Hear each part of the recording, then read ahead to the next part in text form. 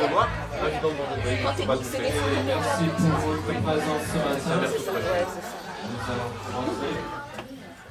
On est ravis que vous soyez avec nous ce matin pour notre culte spécial de Noël 2025. Merci pour cet appel de baisser la volume sur vos téléphones aussi. Voilà. Ok, donc, comme j'ai dit, c'est un plaisir de vous avoir. On va commencer dans la prière, puis tout de suite lancer dans notre programme. En principe, vous avez un programme à côté de chez vous, à côté de votre chaise, pour suivre un peu ce qu'on va faire de suite. Ok, on va prier. Merci Père Céleste pour cette journée que nous avons devant nous. Merci pour cette opportunité d'être ensemble ici pour te louer. Merci pour cette opportunité de penser et réfléchir à Noël, à l'importance et la beauté de la venue de Jésus-Christ sur terre. Bénis nos moments ensemble, que chaque cœur, chaque personne reçoive le message merveilleux de Noël. C'est dans le nom de Jésus que j'ai prié. Amen. Amen.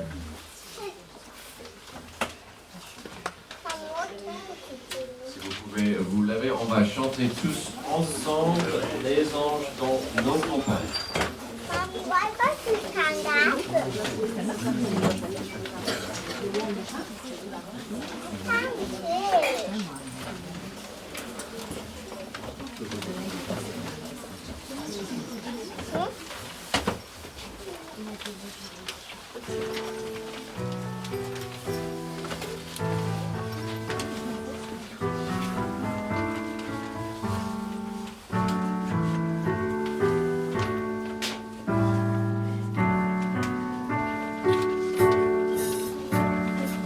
Les anges dans nos campagnes.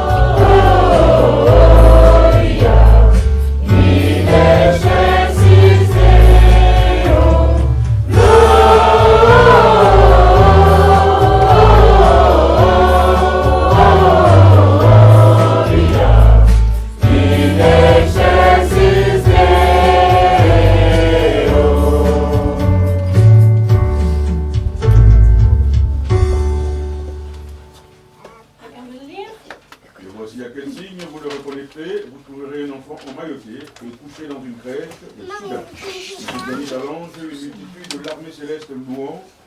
Gloire à Dieu dans les lieux très hauts et paix sur la terre parmi les hommes qui la créent. Amen. Merci. Vous pouvez vous asseoir.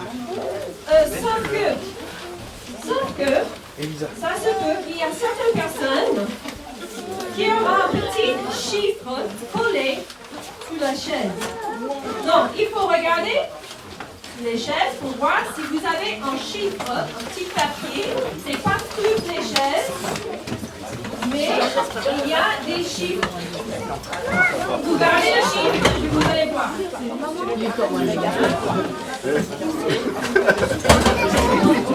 On sait que les gens se mettent au fond. Alors, les enfants aussi, vous pouvez regarder, faites attention, vous trouvez tous les chiffres.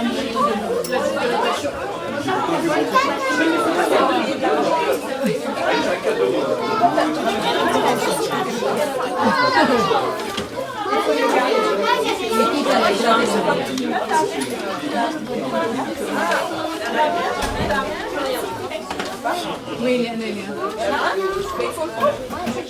Ok, donc il y a une trentaine de chiffres. Je vais demander, est-ce qu'il y a un volontaire qui vient venir? Kane, viens. Ok. Regarde le nom de J'ai oublié le bonnet de Noël, donc j'ai le bonnet du berger.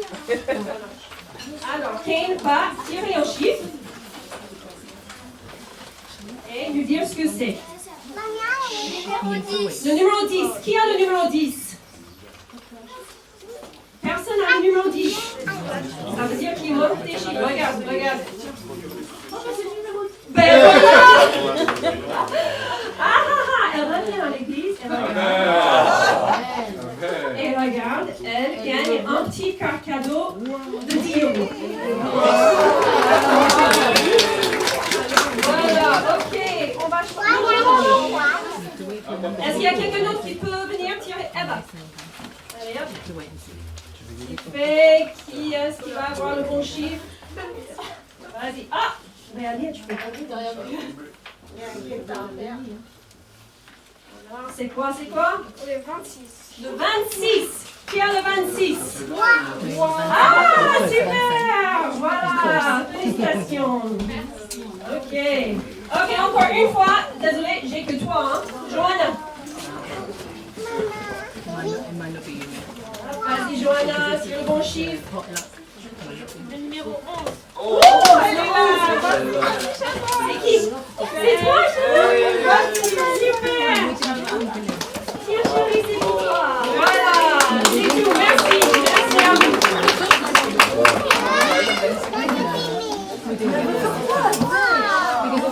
Alors, je vais inviter la chorale à venir pour chanter le passe fidèle.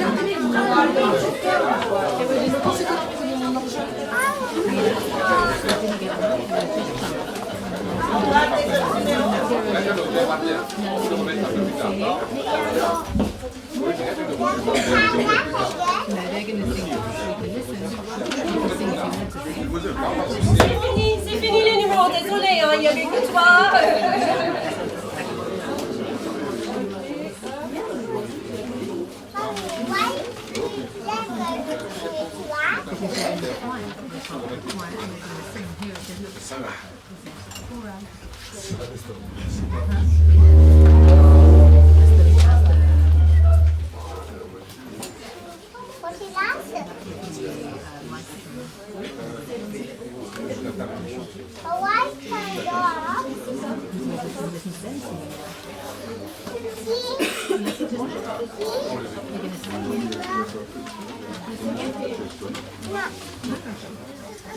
On est prêt. On tape le fidèle.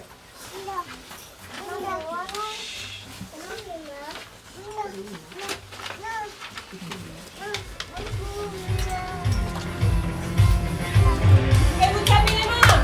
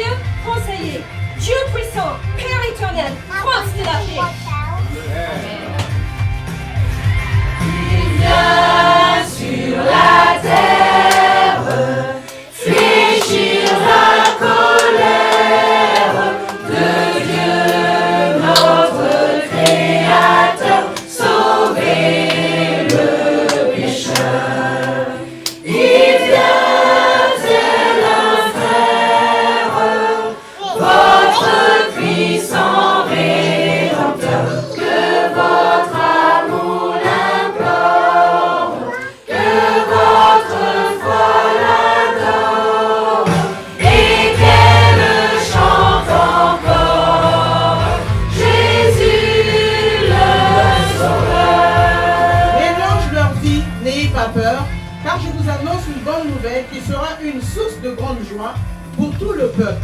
Aujourd'hui, dans la ville de David, il est né un sauveur qui est le Messie, le Seigneur. Luc 2, 10 à 12. Amen. Amen.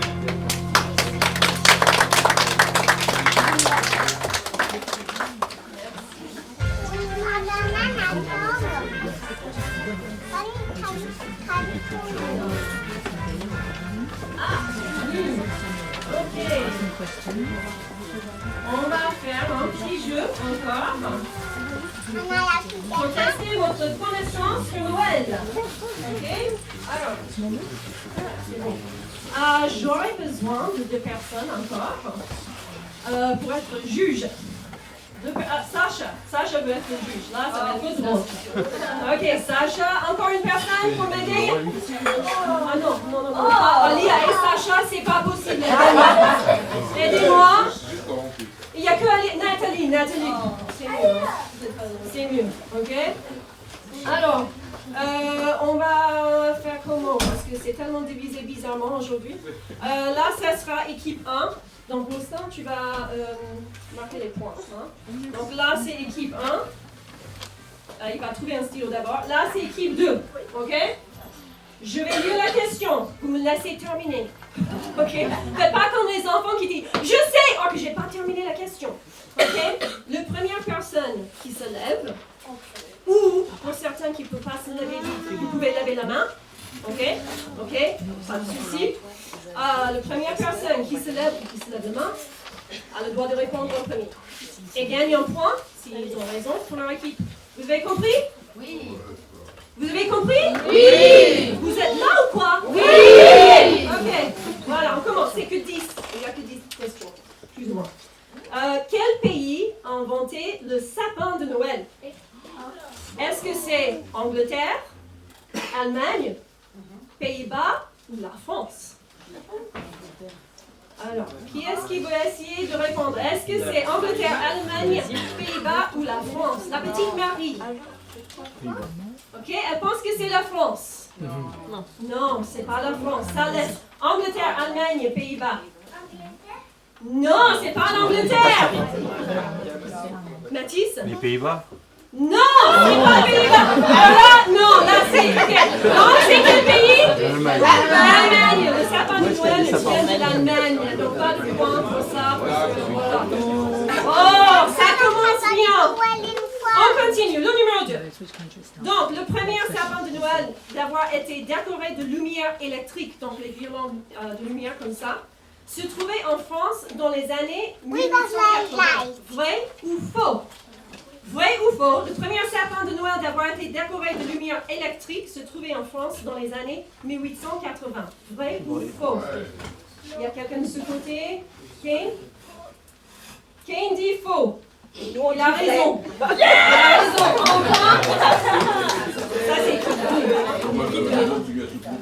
C'était en New York. En New York, par un associé de Thomas Edison, qui a évidemment inventé l'électricité. Voilà. Alors, numéro 3. Les premières décorations de Noël pour le sapin ont été fabriquées A. en Allemagne, B. en Suisse, allez où c'est C. en Angleterre ou D. en Belgique. Allemagne. Ah, c'est Roberto. En Allemagne. En Allemagne, donc un point. Il y en avait 2 qui ont répondu, mais correctement. C'était bon. Là, d'où venait le sapin de Noël? Ben, figurez-vous, c'était eux aussi qui avaient mis les décorations sur le sapin de Noël. Ok, numéro 4. L'idée du Père Noël est née avec Saint-Nicolas qui sortait la nuit pour déposer des cadeaux sur les fenêtres des familles pauvres. Vrai ou faux? Ah, c'était Eva. Vrai, c'est vrai. Un point encore.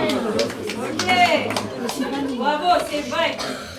Le numéro 5, donc, le Saint-Nicolas est célébré le 6 décembre, jour de son anniversaire. Vrai ou faux? Vrai ou faux? Vrai. Je dis vrai. Alors, vrai et faux, c'est un peu question piège. Pourquoi? C'est bien célébré le 6 décembre, mais c'est le jour de sa mort. Le jour de sa mort et non pas son anniversaire. Ok. Un demi-point. Un demi-point pour l'équipe de... Puisque c'était un peu piège. Ok.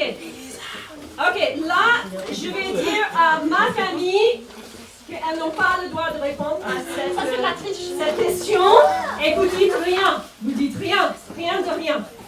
Pouvez-vous citer un film américain traditionnel sur le thème de Noël? Pouvez-vous citer un film américain traditionnel sur le thème de Noël? A. White Christmas, donc Noël blanc. B. It's a Wonderful Life, c'est une vie merveilleuse. C. Holiday Inn, donc l'hôtel des fêtes. Ou D. Toutes les réponses.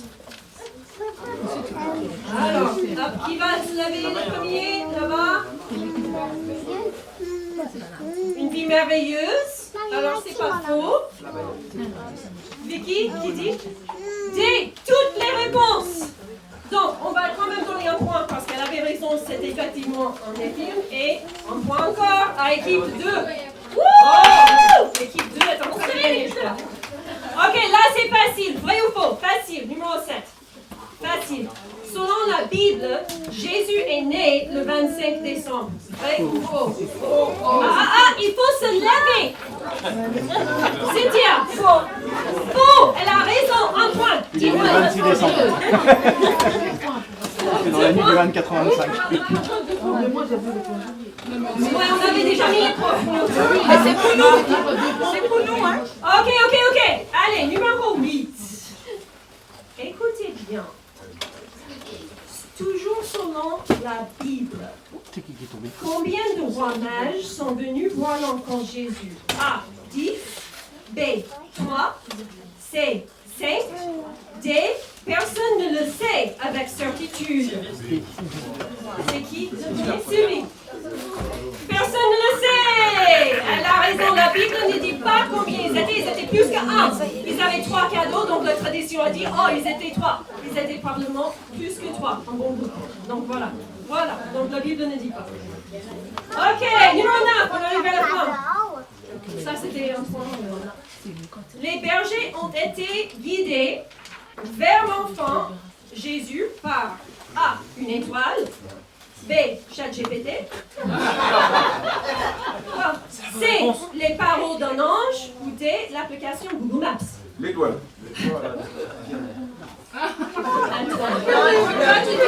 Il n'a pas levé la main, il s'est pas levé en fait. Les bergers ont été guidés vers l'enfant Jésus. Les anges. Par un ange, pas par une étoile. C'est les rois mages qui suivaient l'étoile. Donc, Kenny a rattrapé. Donc, un point.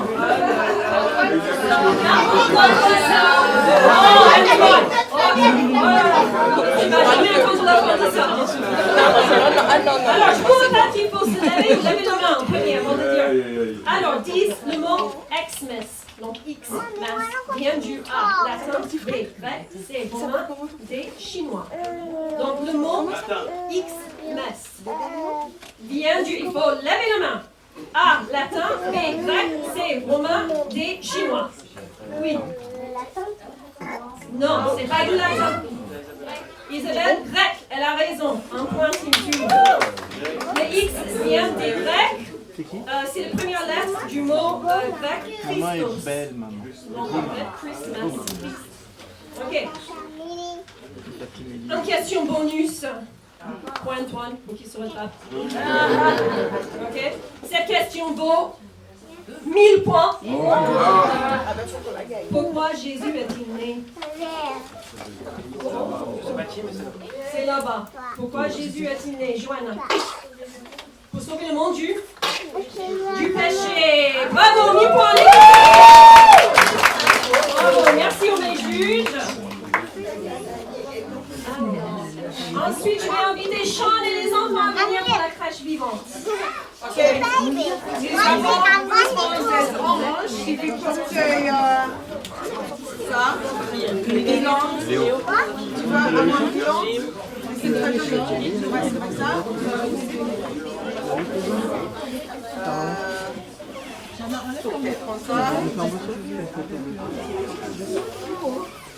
On a besoin d'un mari. Je fais ça avec la rose. Bien. On a besoin de Joseph. Merci Joseph. Et ok. J'ai besoin de Ethan. Berger. C'est mon message. Ok. Donc, est-ce que j'ai besoin de tout le monde en même temps? Non. Donc, les anges venaient, vous devez être prêts. Okay? Donc, les anges venaient à côté. Ça. Okay. Vous arrivez dans une minute. Ok. Tous les jolis anges. Excellent. Tu veux venir ici? Ah, tu veux doudou? S'il y a une autre personne qui aimerait être ange, non? J'ai toujours ça. Et Nathalie. Elle a voulu porter ça. Voilà. Voilà. Ouais, on doit mériter ça. Donc, je vais faire l'histoire de Noël, très bref. Pour les enfants, mais nous sommes tous les grands-enfants, n'est-ce pas? Donc, mais il doit disparaître. Il va arriver. Mais où est Marie? On va le mettre ici pour plus tard. OK? Oui. Nous avons Joseph. Il est le fiancé de Marie. Ils sont très jeunes. Mais 500 années ou plus avant l'arrivée de Jésus, ou l'arrivée de Marie ou Joseph, il y avait un prophète qui s'appelait Isaïe. Il avait des messages de la part de Dieu pour prévoir ce qui se passerait. Parce que c'était très important que Dieu pouvait communiquer avec son peuple. Et un des prophéties, c'était le Seigneur Dieu lui-même vous donnera un signe, un indice. La Vierge sera enceinte et mettra au monde un fils. Elle l'appellera Emmanuel. Et je pense qu'il aurait pensé, c'est quoi ça? Est-ce qu'il a bien compris? Je crois pas. Parce qu'une vierge, c'est quelqu'un qui n'était jamais marié, jamais avec un homme. Comment peut une femme toute seule donner naissance à un bébé? Est-ce qu'il y a un médecin ici? Une infirmière, je crois. C'est possible qu'une vierge donne naissance à un enfant? Oui ou non? Non. Dernière question, oui ou non? Non! C'est impossible. Mais avec Dieu, rien n'est impossible pour Dieu, n'est-ce pas? C'est le Dieu, il est chef. Donc Dieu avait quelque chose planifié, plus grand que nous. Et je suis contente parce que vraiment, je ne fais pas confiance dans tous les leaders en ce moment. Vous êtes d'accord? Avec le monde, avec la paix. Donc je suis très contente que Dieu a un plan merveilleux pour ce monde et pour nous tous. Et c'était prévu, prophétisé. Un fils, il l'appellera Emmanuel. Mais ça veut dire quoi, Emmanuel? Est-ce qu'il y a quelqu'un qui s'appelle Emmanuel ici? Oui? Ah oui. Emmanuel, ok, si ça veut dire, est-ce que vous savez ce qu'il veut dire, Emmanuel? Oh, il parle espagnol? Oh, ok, anglais? Ok. Est-ce que tu peux traduire pour moi? Ok, Emmanuel, ça veut dire quoi? Il y a un... Non? Il veut dire, ok, il ne sait pas. Oui. Dieu avec nous. Le mot Emmanuel veut dire Dieu avec nous. Donc, la prophétie, c'est Dieu va venir entre nous, le bébé, le fils, il serait Dieu lui-même qui va arriver. Arriver pas avec un mariage normal, mais une vierge. Ça, c'est un miracle. Ils attendaient. Et maintenant, on voit Marie. Et Marie est clairement très jeune, non? Clairement, j'espère. Elle est une vierge. Elle est certainement une vierge. Et un ange qui va être l'ange Gabriel, le plus de chef. Et l'ange Gabriel, il rend visite. C'était il vraiment. Rend visite à Marie. Et Marie a bonjour! C'est quoi ça, vous? Et l'ange lui a dit tu seras enceinte. Ah, oh là là là, non, moi, non. Tu seras enceinte, tu mettras au monde un fils et tu lui donneras le nom Jésus. Donc c'est une vierge, c'est un ange, c'est Dieu qui... J'envoie mes messages par mail, mais c'est Dieu, il envoie un ange, c'est préférable, non? Si on a le pouvoir. Et l'ange dit à Marie, tu vas donner naissance à le fils. Le fils s'appellera Jésus. Ça veut dire quoi, Jésus? Mais c'est pas Emmanuel, donc c'est pas lui, non? Mais c'est lui, parce que Jésus veut dire sauveur. Donc, Emmanuel, c'est seulement Dieu qui peut nous sauver. Il va arriver dans la forme d'un bébé. Dieu avec nous, Jésus qui va nous sauver de nos péchés. Donc, elle dit, c'est pas possible. Et l'ange a dit, rien n'est impossible pour Dieu. Et le bébé va être le fils de Dieu, grand, important, et son règne continuera pour toujours. Mais maintenant, Jésus est sur le trône.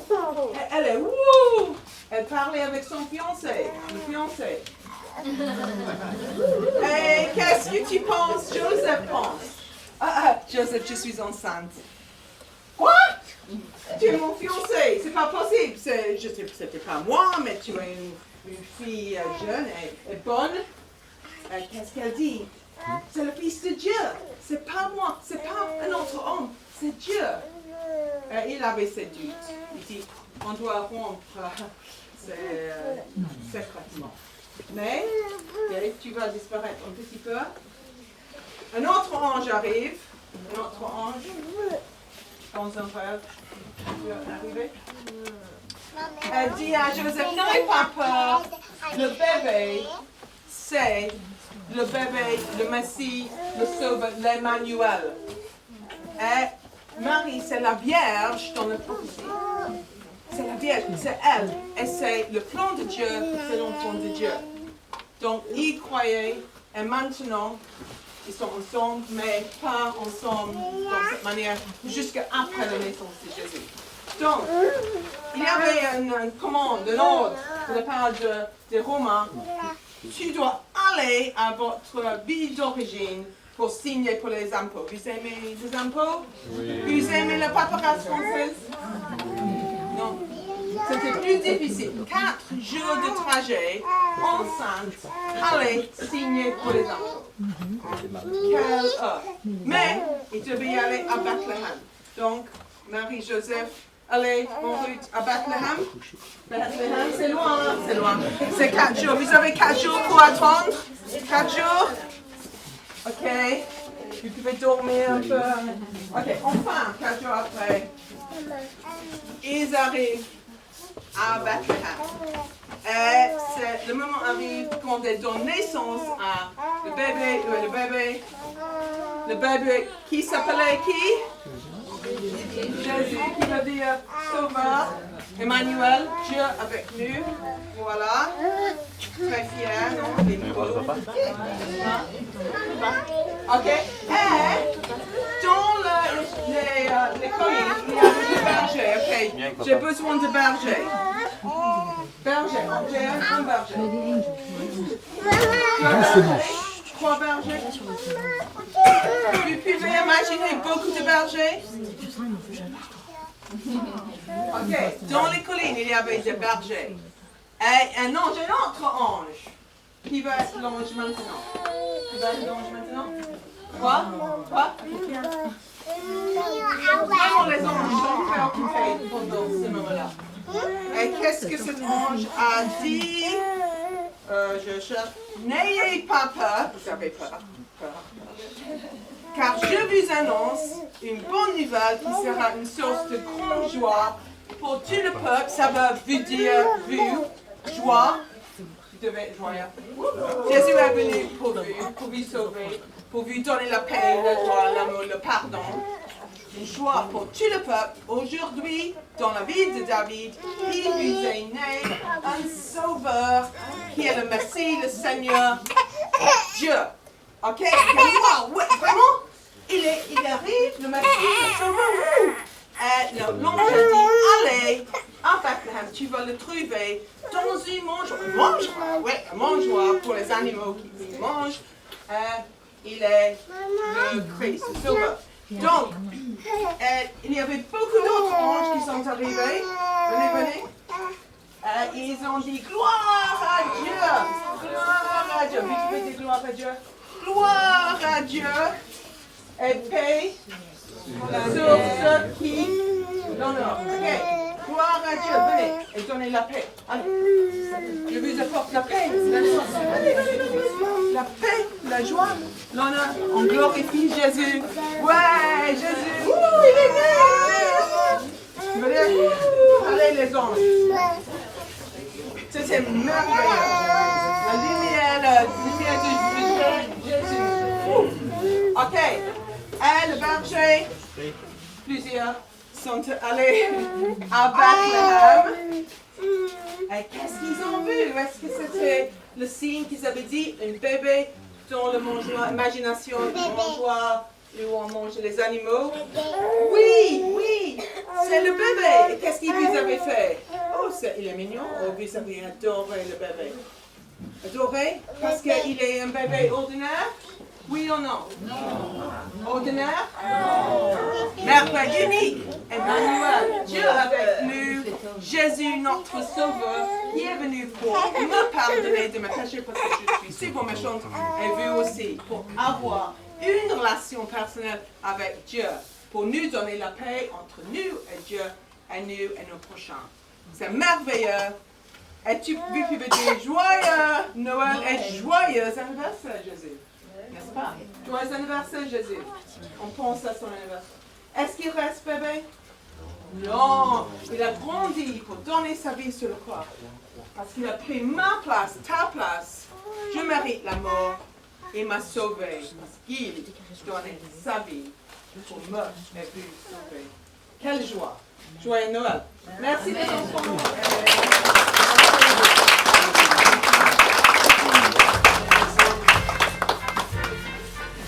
Merci à Sean, merci aux enfants. On va donc, au lieu de chanter, le prochain chant, je vais demander à ceux qui font le sketch de se préparer. Ok? Donc, alors pour le sketch cette année, on a fait quelque chose, on va faire quelque chose d'un peu différent. Donc, on a mis, d'ailleurs, il y aura un chant qui va jouer et en même temps, les jeunes vont mimer un peu la vie de Jésus, certaines scènes de la vie de Jésus. Donc regardez bien, voir si vous pouvez repérer les histoires racontées sur Jésus dans la Bible. D'accord? Vous avez compris un peu l'idée? Ok. Est-ce que vous êtes prêts les jeunes? Moi? Oui, ils ne trouvent pas les ailes pour l'ange, mais après c'est pas grave, vous allez vite comprendre c'est qui l'ange. Ah, c'est parce que Sean les avait... Sean! Quand il y a un doute, c'est Sean. J'ai dit je suis méchante. Ok, c'est bon?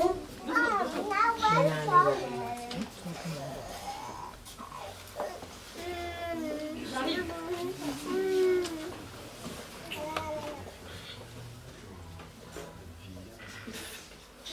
Maman, vous en aide.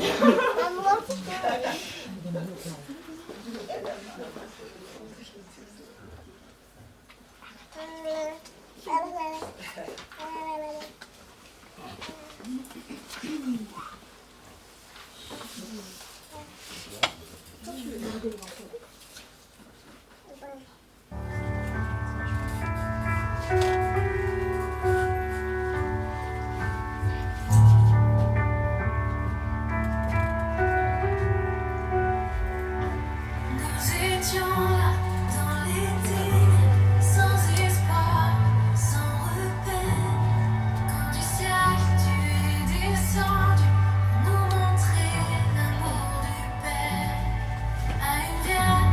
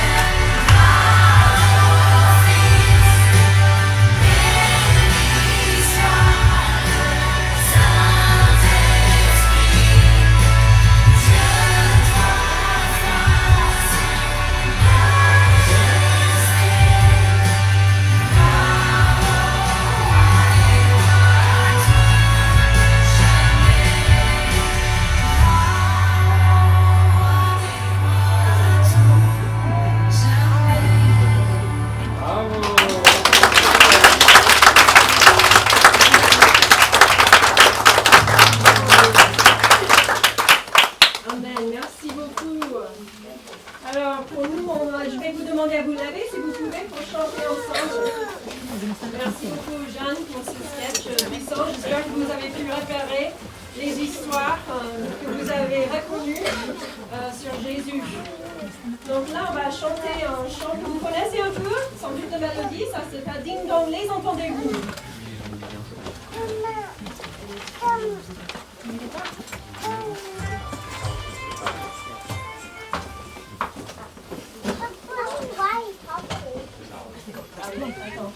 Parce que là, on va vous séparer les paroles. Voilà. Vous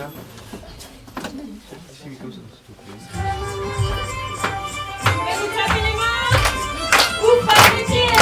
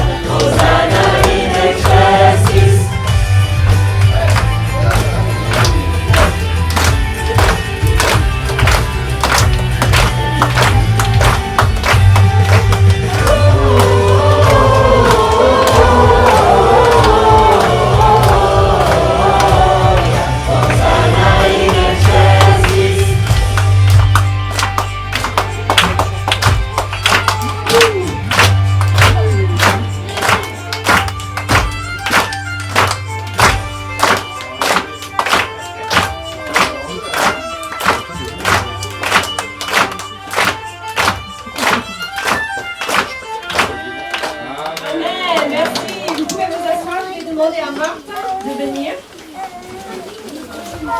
Et il va nous répondre à la question, qu'est-ce que Noël veut dire pour lui en tant que chrétien, en tant que croyant et la naissance de Jésus.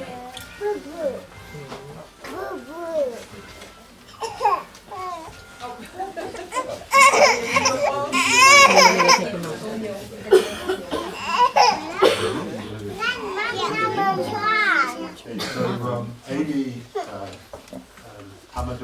m'a demandé qu'est-ce que Noël m'a dit. J'ai pensé quand j'étais enfant, j'aime beaucoup, j'aimais beaucoup les cadeaux et la nourriture et le dinde et toutes les choses comme ça. Et en Angleterre, où j'ai grandi, nous avons le Père Noël qui arrive dans la nuit et il porte les cadeaux et il laisse les cadeaux dans son colis. Et ça, pour moi, était super et j'aime beaucoup. Mais le Noël continue comme ça pour beaucoup de temps. Mais après,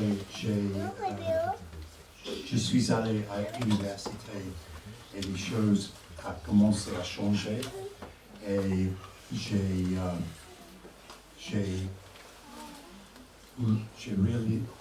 réalisé que Jésus est Dieu et il est venu pour mourir et mourir pour moi, pour mes péchés. Il m'aime et il connaît personne. Et pour ça, maintenant, le Noël est beaucoup plus important que quand j'ai reçu les cadeaux comme enfant de Père Noël. Amen. Alors, je vais vous demander de vous lever, s'il vous plaît. On va chanter Joie dans le monde et on va chanter cette fois sans musique. On veut entendre vos voix.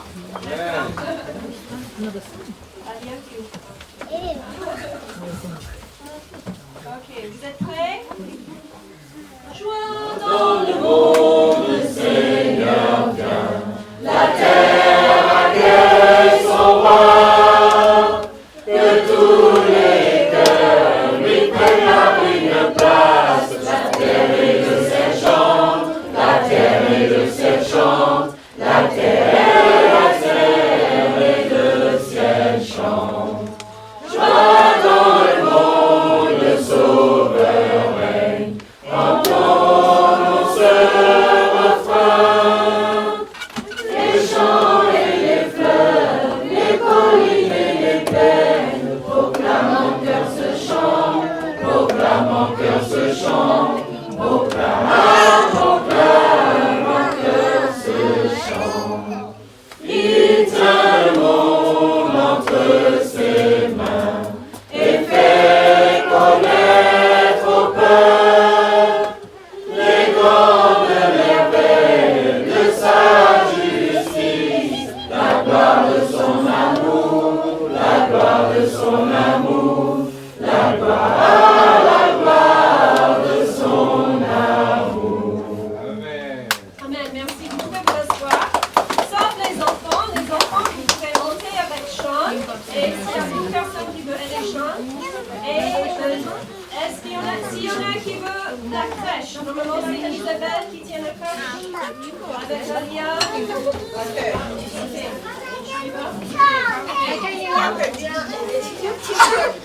Voilà, si les enfants peuvent monter, on va faire un petit décollage. Et je vais inviter en même temps à Nathalie de venir. Et ça aide de donner un petit témoignage avant le message. Sur ce que Noël veut dire pour elle.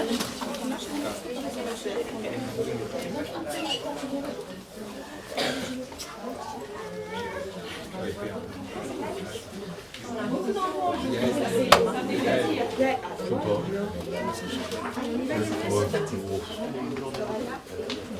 Ah, Isabelle, attention.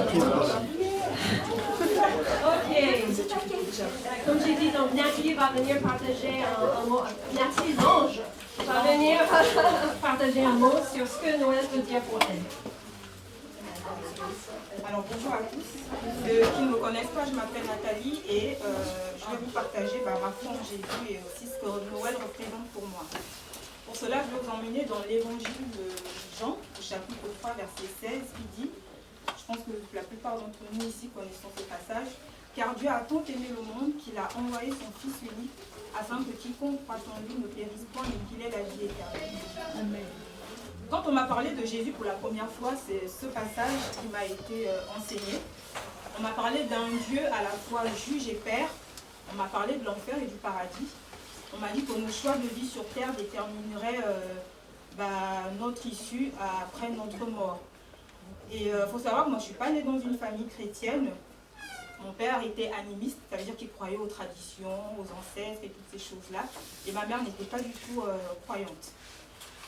Donc l'environnement dans lequel j'ai grandi était assez toxique, parce qu'il y avait beaucoup de violence à la fois physique et verbale. Et donc vous vous rendez compte que quand on est enfant, se construire identitairement c'est très compliqué.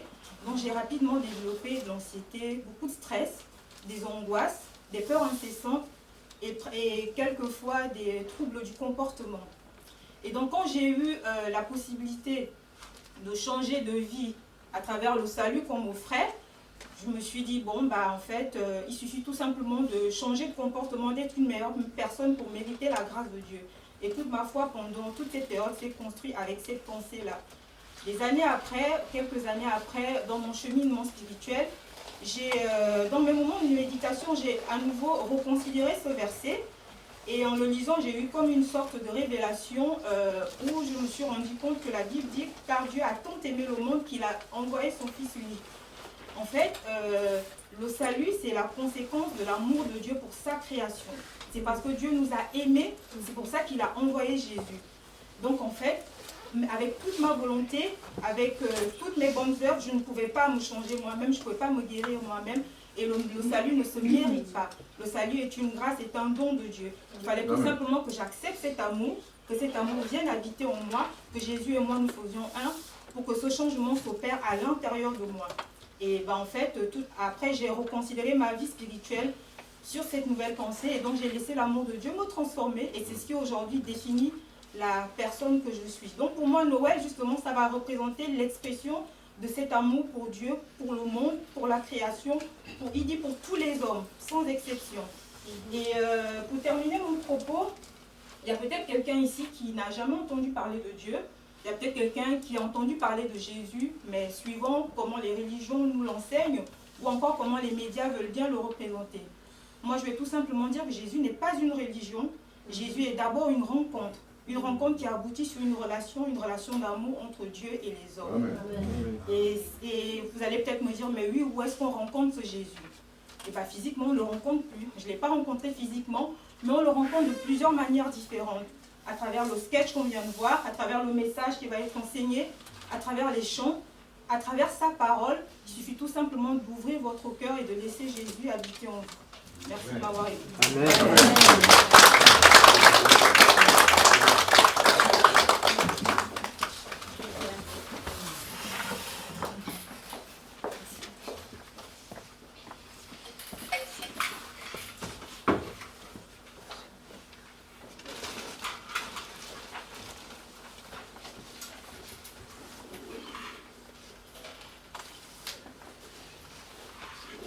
Pendant quelques moments, j'aimerais vous parler de, bien sûr, cette saison, ce sujet important de Noël. Comme vous le savez, il y a quelque chose de singulier dans l'esprit de Noël. Entre les décorations colorées, les lumières éblouissantes, et bien sûr l'ambiance joyeuse qui s'en dégage, on ressent presque une forme de magie. Presque. Puis avec la possibilité de la neige, on pense aux balades en calèche, tirées par des chevaux, au tintement des cloches faisant leur musique dans un monde couvert par un splendide voile de neige hivernale. Quand on peut avoir ce qu'on souhaite. Tout cela crée un univers captivant, presque féerique. Et puis, il y a cette atmosphère de générosité où on aime offrir et faire plaisir aux autres. des cadeaux en toutes formes. On a vu quelques cadeaux tout à l'heure. Des cadeaux de toutes tailles autour d'un beau sapin magnifiquement décoré. Bien sûr, pour certains, il y a aussi l'univers du Père Noël et toutes ces touches de magie qui contribuent à nourrir cet imaginaire enchanté. Cette période est si festive, cette saison est si positive que récemment j'ai parlé à un enfant, un petit enfant musulman, qui a essayé de me dire avec délicatesse qu'il ne fête pas Noël. Mais quand même, ils allaient avoir un petit sapin et quelques cadeaux. Mais pourquoi? D'où vient cet esprit de bienveillance envers tous les hommes? Aujourd'hui, dans l'Occident, où la fête de Noël existe depuis plusieurs siècles, il est triste de constater que le mot même Noël est moins utilisé et qu'on parle des fêtes de fin d'année. Si on enlève la vraie raison pour Noël, bien sûr, il resterait des cadeaux, le Père Noël, comme si on avait encore plus de motivation de dépenser notre argent dans un consumérisme assoiffé. Ça, c'est un autre message. Ah, mais qu'en est-il de la vraie raison de Noël? Ironiquement, si vous enlevez Dieu de Noël, vous n'auriez que des décorations, quelques sentiments de générosité et ce monsieur en costume rouge qui dépose des cadeaux pour des enfants sages. Et bien sûr, beaucoup de shopping, du magasinage pour les Québécois. Shopping. Et si on revoyait la fondation merveilleuse et formidable de la saison? Il s'agit d'une énorme interaction entre Dieu et notre planète. Noël devrait toujours tourner autour de Jésus-Christ et la planète Terre. Si vous êtes visiteur aujourd'hui, cette église, cette communauté de foi est en train de suivre chaque dimanche une série de prédications censées à nous rappeler de quelques bases fondamentales. Notre premier pilier, donc notre sujet en ce moment depuis quelques semaines, c'est le suivant. Dieu est là et il n'est pas silencieux. Il est là et il est trouvable. Il n'est pas silencieux. Quel sujet, quel thème, quelle notion? Alors comment pourrais-je parler d'un tel sujet comme Dieu est là, il n'est pas silencieux? Comment pourrions-nous entamer des discussions sur un Dieu présent et actif sans penser à cette saison de Noël? Cette fête remplie d'espoir et de lumière. La Bible contient pas mal de mots, de phrases, d'histoires liées à cette histoire miraculeuse. Mais aujourd'hui, nous allons regarder un seul mot. Dans un seul mot, nous verrons la vraie saison pour la saison. Dans un seul mot, nous découvrirons la magnificence et la splendeur de Noël. En fait, le mot est plutôt un nom. Il s'agit du nom Emmanuel. Ce n'est pas un nom que l'on peut trouver partout, ni souvent dans la Bible. Ésaïe l'a prononcé pour la première fois dans une prophétie puissante. Voilà pourquoi c'est le Seigneur lui-même qui nous donnera un signe. La Vierge sera enceinte, elle mettra au monde un fils et l'appellera Emmanuel. C'est ici important qu'on le revoie au Matthieu 1, 22, 23. Bien sûr, pendant l'histoire de Noël, Dieu était bien actif, bien présent. Matthieu 1, 22, tout cela arriva afin que s'accomplisse ce que le Seigneur avait annoncé par le prophète. La Vierge sera enceinte, elle mettra au monde un fils et on l'appellera Emmanuel, ce qui signifie Dieu avec. Pendant quelques moments, nous allons considérer la notion de Dieu avec nous. Et pour le faire, on va rembobiner même avant la création du monde. Alors, dans ce cas, est-ce que je dois dire « il était une fois » ? Non. Ce n'est pas la phrase. Je l'ai. Au commencement. Au commencement, il y avait Dieu. J'aime bien ça. Il y avait Dieu avant le commencement. Étant Dieu, il a créé. Sa création était magnifique et diverse. Il y avait un univers infini rempli des étoiles et des galaxies. La taille de l'univers n'avait d'égal qu'à sa vaste complexité. La diversité artistique de l'univers reflétait la richesse de la puissance et l'amour de Dieu. Ah, mais Dieu voulait plus. il a créé la vie. Sur notre terre, Dieu l'a remplie de plantes et d'animaux, des grands et des tout petits. Il en a fait un monde de créatures vivantes, façonnées différemment. Mais Dieu voulait plus que la vie. Il voulait une relation. Il a donc créé l'homme, le couronnement de son œuvre, car l'homme était créé dans son image. Certes, les pierres et les arbres, les étoiles et les dinosaures étaient merveilleux, mais ces êtres vivants n'étaient pas ses enfants. C'est pourquoi le destin des hommes, malgré leur nature de chair et de sang, c'était d'entretenir une relation avec Dieu. Une relation étroite, profonde et paisible.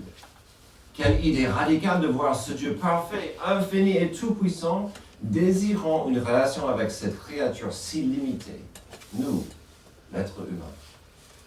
Cette relation commençait avec promesse, jusqu'à la grande chute, dans le doute et la désobéissance.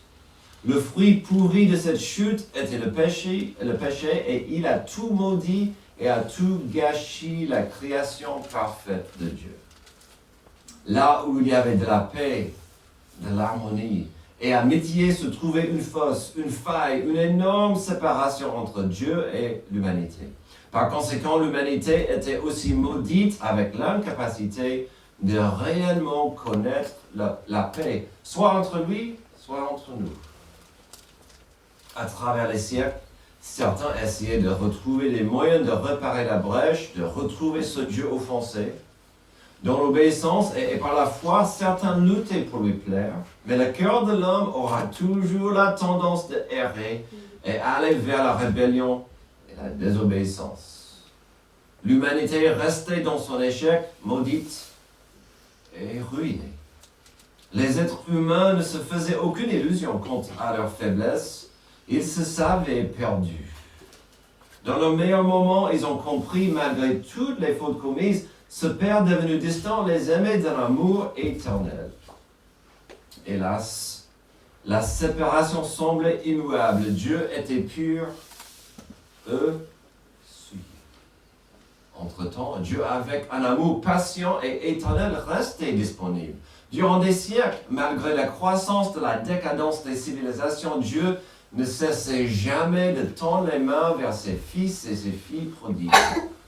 Ah, les moyens que Dieu utilisait pour tirer l'attention, même l'amour et la dévotion de l'homme, des beautés de sa création, des paroles des prophètes et des prédicateurs. Il envoie des serviteurs et des porte-paroles avec le même message. Me voici. Revenez à moi. Revenez. Vous êtes aimés et vous ratez votre raison d'être loin de moi. Il fallait une solution pour cette séparation. Comment pouvait cette création chère se réconcilier avec son Créateur? Comment des créatures de chair et de sang ayant chuté pouvaient connaître le Dieu pur? Il devait y avoir un chemin pour que les hommes et les femmes puissent connaître le Tout-Puissant et sa paix pour eux. Hélas, c'était impossible pour eux, car ils ne seraient jamais à même de saisir la nature du ciel. Oublie la notion d'y entrer. Mais pouvait le ciel venir à eux? Oui et non. Le ciel ne pouvait pas être déversé dans le récipient sale qu'était la terre. Et s'il y avait une autre solution? Cette solution radicale qui voyait Dieu lui-même venir à eux. Un voyage qui prouverait son amour et son dévouement à nous. Dieu pouvait déverser sa divinité dans la chair et le sang et vivre sur terre en tant qu'homme parfait. Il pouvait marcher parmi les hommes comme un être humain à part entière, mais pleinement Dieu en même temps. Il avait envoyé des prophètes à plusieurs reprises, mais ce qu'il allait faire ici était bien plus étonnant. Il allait quitter son trône de gloire, pour marcher parmi eux. Imaginez, un roi déguisé, le Seigneur de l'univers, s'abaissant au niveau de l'homme, le Créateur au milieu de sa création. C'est ainsi que la nature de Dieu allait pouvoir être révélée à nous. Les gens sur terre allaient voir qui était le Seigneur de l'univers. Ils allaient découvrir son amour parfait ainsi que sa fidélité. Tous auraient accès à son amour puissant. Des malades, des puissants, des riches, des pauvres, les jeunes, les misérables. Ils allaient savoir ce qui avait de l'importance à ses yeux. Et cette incarnation allait leur montrer parfaitement ce qui devait être la vie véritable. La réconciliation n'était que possible si Dieu venait à nous pour prendre sur lui nos torts et nos péchés. C'était le seul moyen que Dieu et l'humanité pouvaient être réconciliés. Voilà pourquoi le Créateur du ciel et de la terre est venu dans ce monde, Emmanuel. Alors Dieu parmi nous est sympa en principe. C'est une idée radicale, mais à quoi bon? Qu'a-t-il fait ici Jésus? Se balader? Vérifier que la planète allait plutôt bien? A-t-il cherché à amasser des trésors ou un royaume de pouvoir? Ah non. Emmanuel est venu tout simplement, comme on l'a dit tout à l'heure, pour nous sauver. Une mission de sauvetage. Le problème, bien sûr, avec une telle mission, c'est qu'on ne comprend mal souvent son propre besoin d'un sauveur. Cette fausse que nous avons vue tout à l'heure, cette séparation terrible entre nous et Dieu, elle est pour nous une malédiction de vivre dans l'obscurité. C'est pourquoi Emmanuel est aussi connu comme la lumière du monde. Voyons quelques lumières de Noël en Jean 1. Cette lumière était la vraie lumière qui, en venant dans le monde, éclaire tout être humain. Elle était dans le monde et le monde a été fait par elle. Pourtant, le monde ne l'a pas reconnue.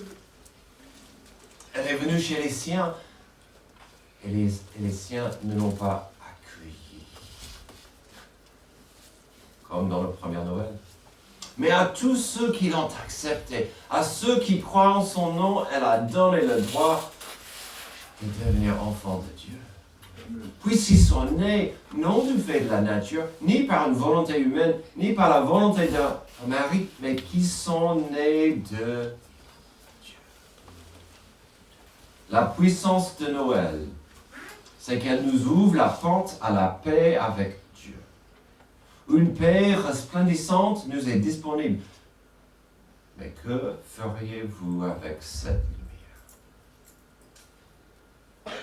Finalement, avec un seul mot, Noël se résume dans le nom Emmanuel, Dieu avec nous. Le pourquoi finalement est aussi simple. Le pourquoi de l'arrivée, la raison de la présence d'Emmanuel ici sur terre se résume dans un mot, réconciliation. Dieu offensé, l'homme pécheur, la réconciliation. Romains 5, 10 et 11.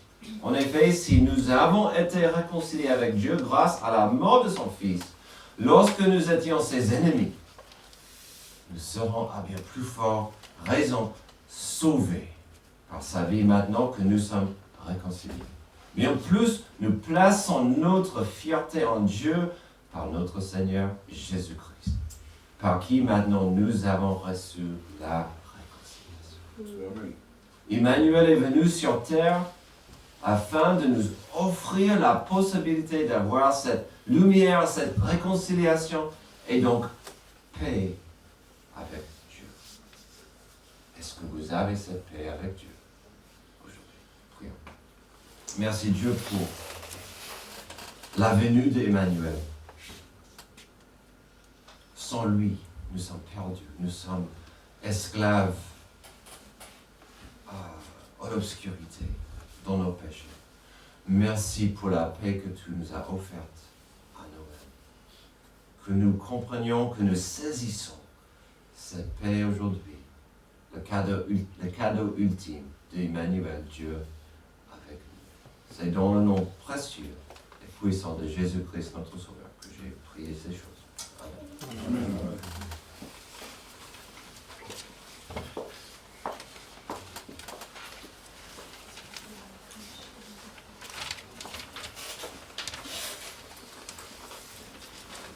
Amen. Je vais vous demander de vous lever pour chanter L'ennemi chrétien. Si vous connaissez ce chant, on va chanter L'ennemi chrétien. Et ça va donner le temps aux enfants aussi de revenir nous rejoindre.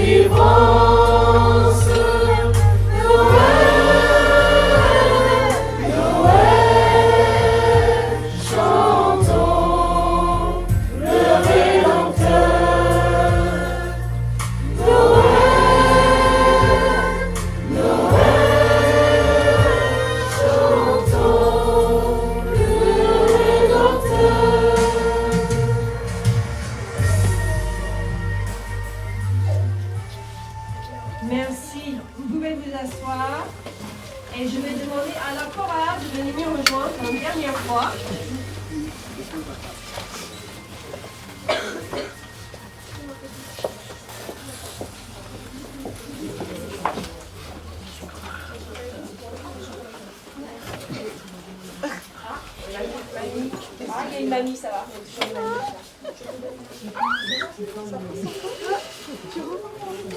a toujours une mamie. Ce qui est pas arrivé à côté.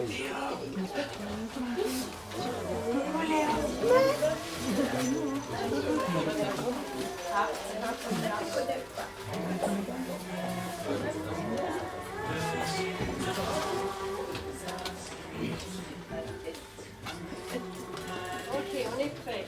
Jésus même. Pas de moi. Oh non.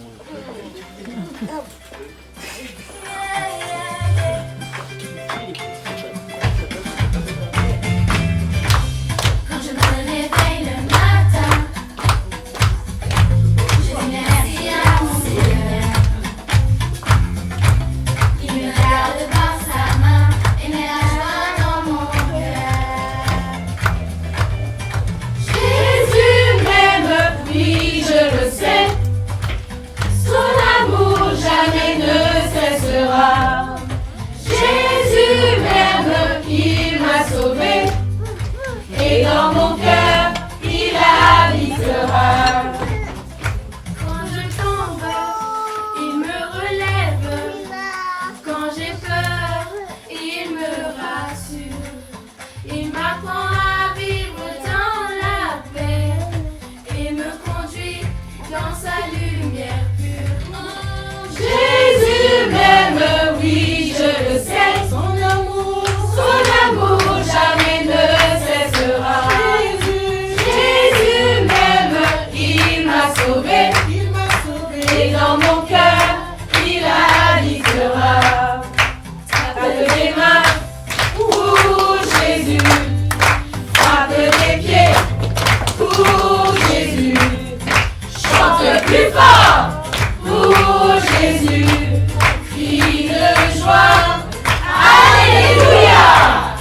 Jésus m'aime, oui je le sais. Son amour jamais ne cessera. Jésus m'aime, il m'a sauvé. Et dans mon cœur, il habitera. La vie. La vie. Allez, cassez-vous les mains. La vie. Et dans mon cœur, il habitera. Jésus m'aime, oui, Jésus m'aime. Jésus m'aime, oh oui, Jésus m'aime. Jésus m'aime, oh oui, Jésus m'aime. Et dans mon cœur, il habitera. Forêt, petite forêt. Jésus m'aime, oh oui, Jésus m'aime. Jésus m'aime, oh oui, Jésus m'aime. Jésus m'aime, oh oui, Jésus m'aime. Et dans mon cœur, il habitera. Jésus m'aime, oui, je le sais. Son amour ne finira jamais, jamais ne cessera. Jésus m'aime, il m'a sauvé. Et dans mon cœur, il habitera. Jésus m'aime, oui, je le sais. Son amour ne finira jamais, jamais ne cessera. Jésus m'aime, il m'a sauvé. Et dans mon cœur, il habitera.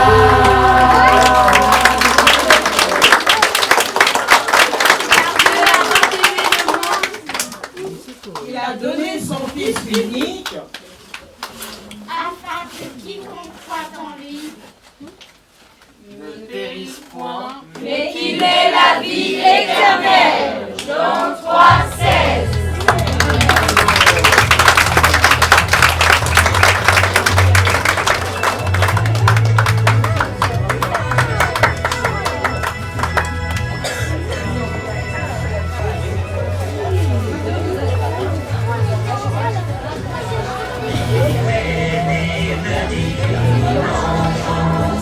Jouer au voix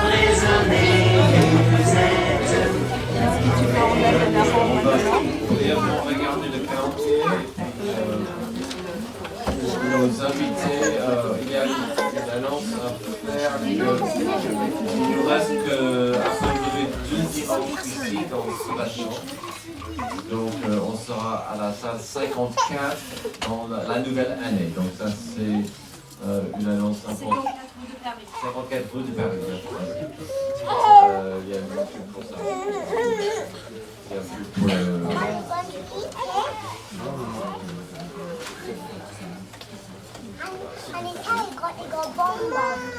Non, c'est pas bon.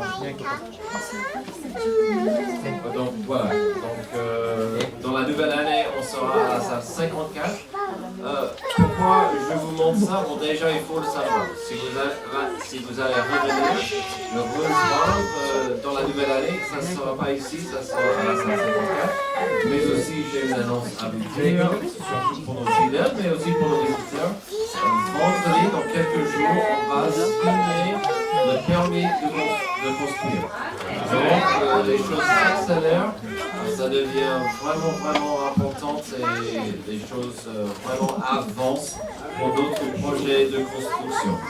Donc, l'année 2026, on verra les débuts des travaux au printemps. Donc, continuez de prier pour ces démarches, mais vendredi on signe pour le permis. Donc ça c'est vraiment une merveilleuse réponse à la prière.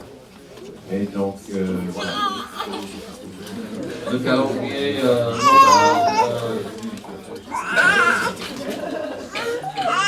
Donc vendredi, il y a un club d'ado pour les collégiens et les lycéens. Ça sera chez Sean de 19h à 21h, je crois qu'on a dit. Elle est où elle est là. Ok.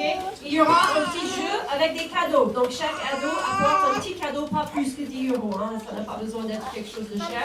Et on va faire un jeu avec ça, avec les cadeaux. Et puis apporter quelque chose à grignoter. Quelque chose à manger.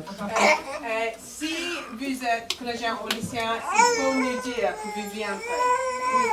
On veut savoir pour avoir des choses pour vous. Donc merci de confirmer la présence de vos enfants. Il y a réunion de prière à 19h mardi soir chez nous.